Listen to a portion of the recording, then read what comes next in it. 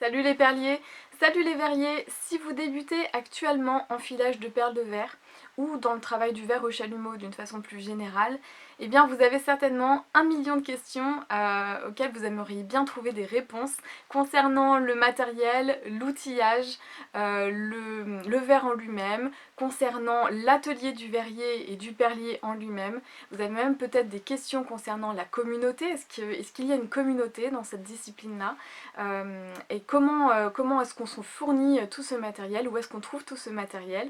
Donc aujourd'hui c'est assez difficile pour les personnes qui débutent de trouver des informations regroupées, concrètes, etc. puisqu'on assiste à une vraie disparition de l'information, notamment des livres qui ne sont plus publiés en français, ou alors la disparition eh bien, de forums qui regroupaient un petit peu tous ces éléments.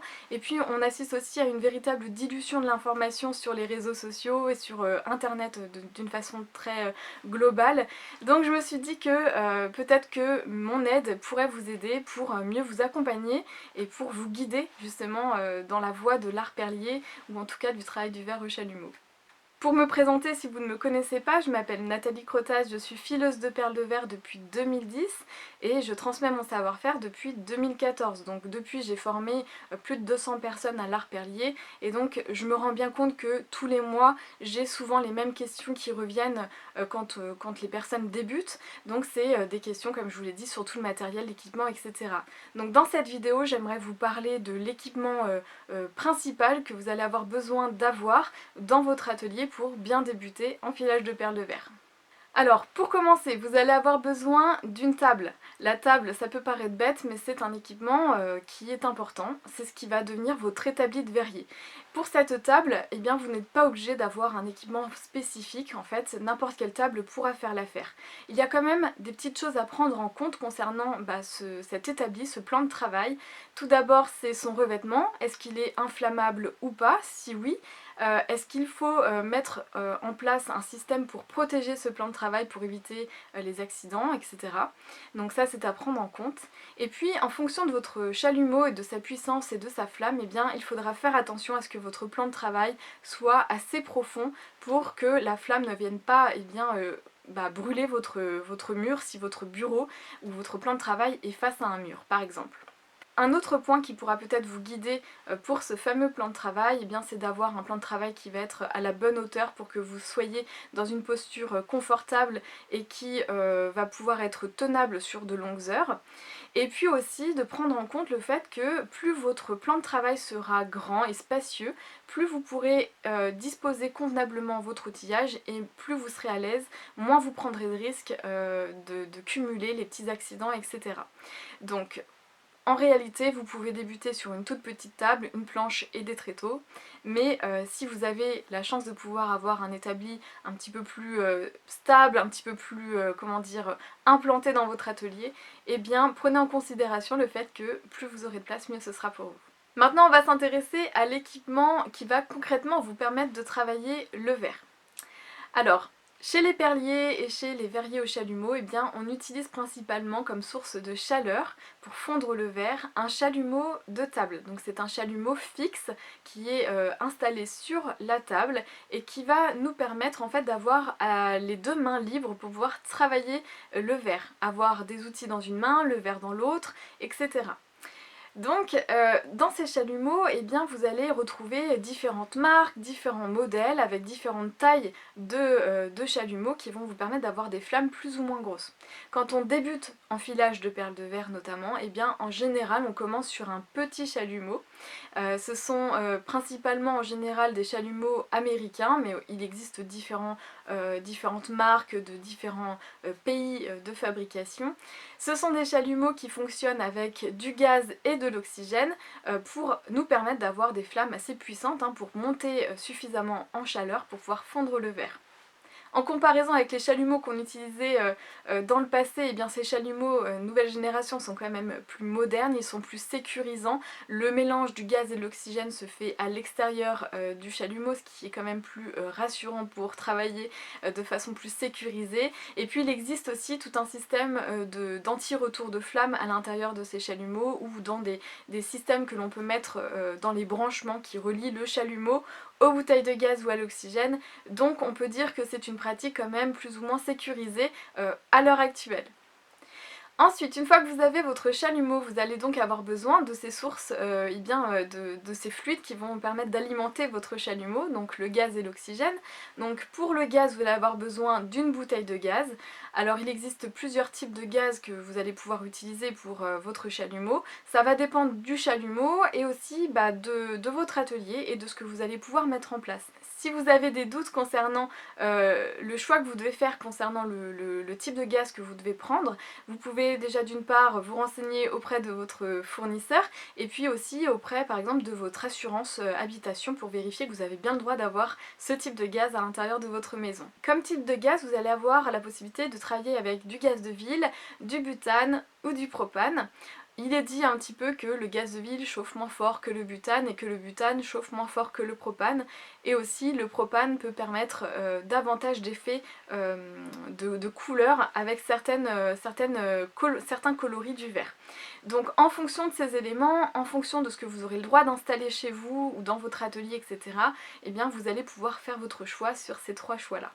Maintenant, on va s'intéresser à l'oxygène. L'apport en oxygène est important parce que c'est l'oxygène qui va donner la puissance à la flamme et donc qui va nous permettre d'avoir une flamme qui chauffe fort. Et c'est ça qui fait la différence entre une flamme de bougie et la flamme d'un chalumeau.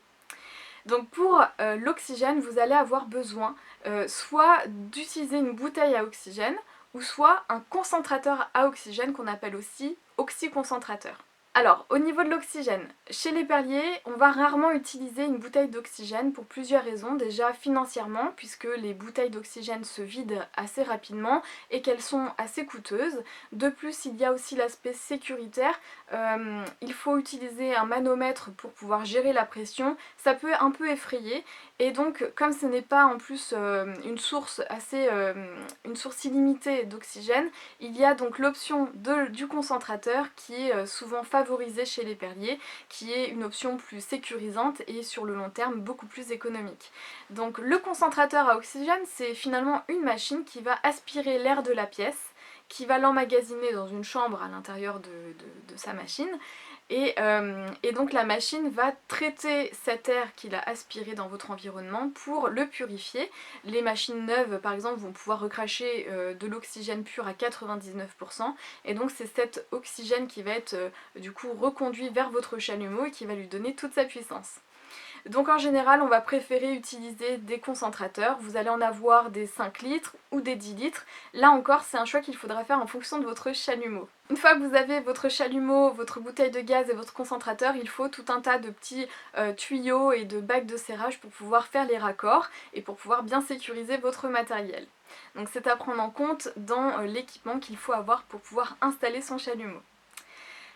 Maintenant que vous avez votre chalumeau installé, eh bien, vous allez avoir besoin d'une ventilation. La ventilation, elle est très importante. C'est en général ce qui va vous permettre de garantir que vous avez de l'air pur dans votre pièce. Ça va extraire de la pièce les impuretés liées à la combustion de la flamme. La ventilation, elle a aussi l'avantage de vous protéger de ce qui pourrait émaner du verre en fusion, donc notamment les oxydes métalliques qui vont se diffuser finalement, se vaporiser. Donc ça c'est quelque chose qu'il faut éviter d'inspirer. Et puis aussi vous allez pouvoir aussi vous protéger de l'inhalation des fines poussières de verre. Donc ça c'est quelque chose aussi à prendre en compte. Donc avec une extraction d'air, avec une ventilation, vous évitez d'abîmer votre cerveau, vos poumons et puis les plantes, les animaux et les personnes dans votre environnement. Donc c'est très important. Il faut vraiment penser à une solution pour pouvoir vous installer un chalumeau. Ensuite, un autre équipement important pour votre installation, ça va être votre four à perles. Alors moi j'ai commencé avec un four à céramique parce qu'à l'époque il n'existait pas de four de verrier. Aujourd'hui, ce qui caractérise un petit peu justement la qualité du savoir-faire du perlier, c'est l'usage de cette recuisson qui vous permet de solidifier votre perle de verre et de garantir une perle solide. C'est aussi ce qui va nous permettre de créer des perles beaucoup plus complexes, beaucoup plus grosses, beaucoup plus volumineuses, beaucoup plus travaillées. Et c'est le four qui garantit en fait le fait qu'on puisse aujourd'hui créer des perles de collection, des perles en volume, etc. Concernant le four, nous on va privilégier chez les perliers des fours valises. Donc c'est des petits fours un peu rectangulaires la plupart du temps qui vont avoir une toute petite ouverture, ce qui va permettre d'ouvrir régulièrement eh bien, la chambre du four sans trop perdre de chaleur dans le four et de glisser sa perle rapidement dans la petite fente justement du four. Donc c'est vraiment un four particulier qui est très utile pour les perliers puisque lorsque l'on met la perle au four, on va conserver la tige métallique, donc le mandrin, pour pouvoir déposer la perle dans le four. C'est assez spécifique du coup au perlier et si vous travaillez le verre au chalumeau et que là vous travaillez beaucoup plus la sculpture ou alors le gobelet, la vaisselle, la verrerie utilitaire, vous aurez peut-être besoin d'une plus grande chambre en fait dans votre four et là il existe des fours qui peuvent être un petit peu entre deux avec des fours qui se lèvent pour pouvoir mettre des grandes pièces ou avec une grande porte aussi pour pouvoir insérer des plus grosses pièces et ces fours sont souvent aussi munis d'une petite trappe qui vous permet aussi de faire des petites pièces et de les glisser rapidement. Donc il y a plusieurs options. En général lorsque l'on débute, eh bien, on commence avec un petit four valise et c'est tout à fait convenable pour ce qu'on doit faire. Voilà, donc à ce moment-là, une fois que vous avez réuni déjà tout ce matériel, eh bien vous avez déjà une bonne base pour pouvoir commencer à travailler votre verre au chalumeau. Il vous manque toutefois quelques outils pour pouvoir manipuler le verre, hein. Vous allez avoir notamment en perle de verre eh bien, l'usage du mandrin. Donc les mandrins, ce sont des tiges en inox qui vont vous permettre de filer les perles dessus. Vous allez avoir besoin aussi d'une pâte séparatrice qu'on appelle le séparateur. C'est ce qui va vous permettre de pouvoir retirer la perle de verre du mandrin et d'éviter une fusion verre-métal. Donc ça, ce sont vraiment deux éléments essentiels pour pouvoir fabriquer vos perles de verre. Vous allez avoir besoin aussi eh bien, de petits outils, donc par exemple des pinces Bruxelles, un couteau, une palette graphite pour pouvoir manipuler le verre. Vous allez avoir besoin aussi peut-être de différents types de pinces comme une pince plate, une pince à bout pointu, d'un pic en métal pour pouvoir enfoncer le verre. Enfin voilà, toutes sortes d'équipements et d'ailleurs je vous ai déjà proposé dans un article sur le blog 3 outils principaux hein, pour bien débuter. Donc n'hésitez pas à aller consulter cet article. Une fois que vous avez réuni tout ce matériel, hein, ce qui représente déjà quand même pas mal de petites choses à réunir, vous allez avoir besoin de l'essentiel, hein, c'est du verre pour pouvoir commencer à filer vos perles. Donc le verre que l'on utilise dans le filage de perles de verre, c'est le verre de coefficient 104. Donc c'est un verre que vous trouverez chez les fournisseurs avec la petite indication COE en majuscule 104. C'est important parce que tous les verres ne se mélangent pas entre eux. À partir du moment où vous choisissez des verres de coefficient 104, vous avez quasiment la certitude qu'ils vont être compatibles entre eux, donc vous allez pouvoir associer les couleurs entre eux, etc. Je vais pas trop rentrer dans les détails parce que le sujet est beaucoup trop vaste, mais si vous êtes un petit peu perdu, demandez toujours conseil aux fournisseurs. Et puis moi je vous conseille surtout de vous amuser à faire des petites découvertes de couleurs, notamment avec les couleurs transparentes et les couleurs opaques. Tant que c'est du coefficient 104, tout ira bien. Les petits accessoires annexes qui vont fortement améliorer votre qualité de travail, eh bien c'est par exemple d'avoir une lampe qui va pouvoir s'ajuster pour que vous puissiez bien travailler votre travail à la flamme avec une ampoule à lumière blanche, ce serait l'idéal. Je vous conseille aussi d'avoir une blouse ou un tablier pour vous protéger des éventuels éclats de verre. Il faut être très vigilant avec ça, donc n'hésitez pas à bien vous munir, hein. D'ailleurs ici, moi c'est la blouse que je porte à chaque fois que je travaille le verre au chalumeau. Et puis je vous conseille aussi également les lunettes de protection. Je sais qu'il existe encore des personnes qui travaillent sans les lunettes, mais pour moi c'est un indispensable.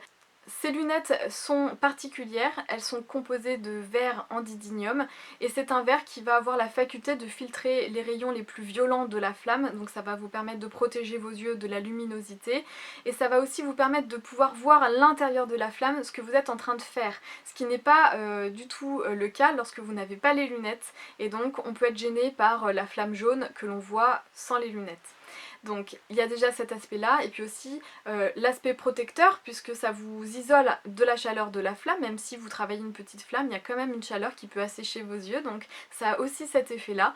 Et puis le dernier effet aussi intéressant de l'usage des lunettes, c'est de vous protéger contre les éventuelles projections de verre en fusion ou d'éclats de verre ou autre chose qui pourrait tomber dans vos yeux. Pensez toujours à vous protéger, c'est le plus important.